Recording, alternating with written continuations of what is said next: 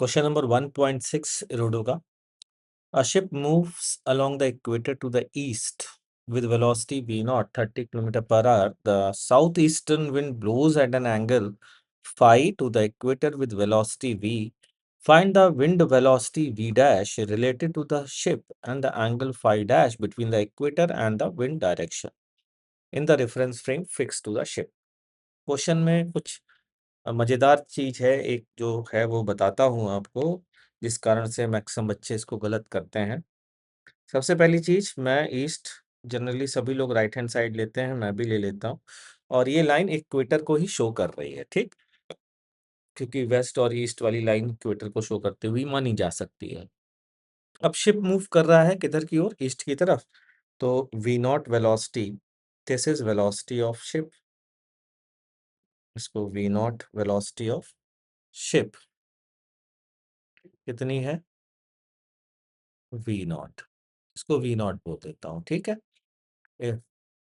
और ये वैल्यू दी है 30 किलोमीटर पर आवर, अच्छी बात है। अब कह रहे हैं ये the south eastern winds blows at an angle 5 equal to 6। South eastern wind, ये कंफ्यूज करती है सबको बच्चों, जरा ध्यान से देखना, ये इंपॉर्टेंट है। ये ईस्ट, तो ये हो गया साउथ बच्चों, तो साउथ ईस्टर्न का मतलब क्या हो गया? ये वाला डायरेक्शन हो गया, है ना, इस तरफ का डायरेक्शन होगा। ध्यान से सुनना, तो मैं क्या कर रहा हूं, अभी ध्यान दीजिएगा जरा, ये डायरेक्शन ऐसा, साउथ ईस्टर्न। अब साउथ ईस्ट तो ये डायरेक्शन है, लेकिन ध्यान रखिएगा साउथ ईस्टर्न विंड का मतलब वो विंड नहीं होती जो साउथ ईस्ट की तरफ चल रही हो। साउथ ईस्टर्न विंड उसे कहते हैं जो साउथ ईस्ट की तरफ से आ रही हो, मतलब नॉर्थ वेस्ट की तरफ जा रही हो।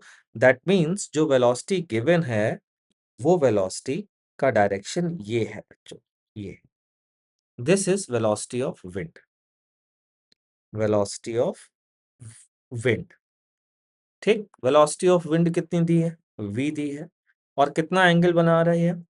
ये बना रही है phi angle to the equator, that means 60 degree, इसको ये फाई बोल रहे हैं, ये एंगल बना रही है। अब क्वेश्चन क्या है? क्वेश्चन, ये इक्वेटर की लाइन होगी ना बच्चों।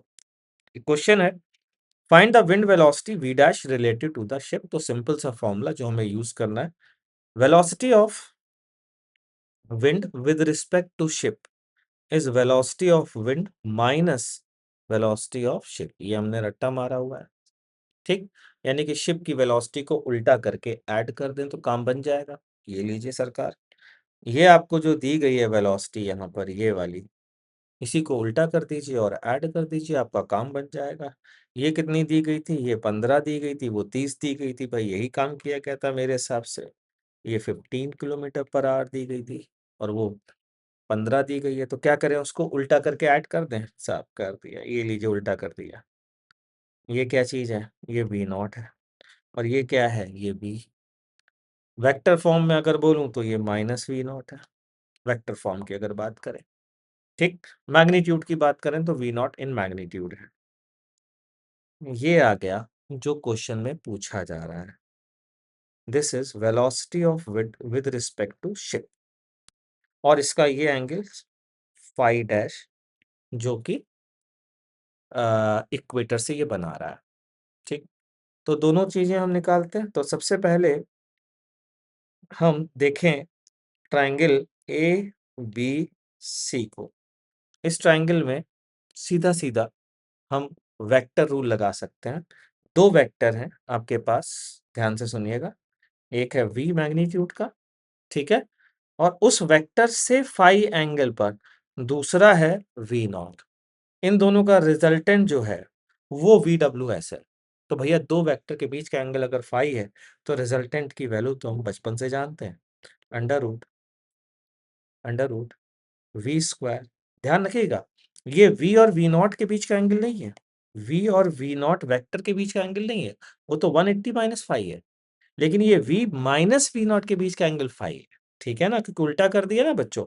तो V square plus V not square plus 2v V not cos phi, ये आ गया मैग्नीट्यूड। और अगर मैं 10 फाई डैश की वैल्यू बच्चों निकालता हूँ तो वो आप यहाँ से देख सकते हैं। ये वाली लेंथ कितनी होगी? तो वो ये वाली लेंथ जो है इधर से निकाल लीजिए, v साइन फाई होगी, v साइन फाई होगी डिवाइडेड बाय नीचे वाली ये वाली डिस्टेंस। तो ये वाली डिस्टेंस निकालने के लिए ये मतलब v नॉट और ये v cos फाई ऐड कर दीजिए, तो v naught plus v cos phi, v naught plus v cos phi, और ये क्या है? ये है v sin फाई। ये दोनों आंसर आ चुके हैं। कोई डाउट? मेरे हिसाब से नहीं होना चाहिए। डाउट हो तो कमेंट सेक्शन में मेंशन कर दीजिएगा, अलग से डाउट कमेंट में ही मैं आंसर में लिख दूंगा। तो ये था क्वेश्चन नंबर 1.6।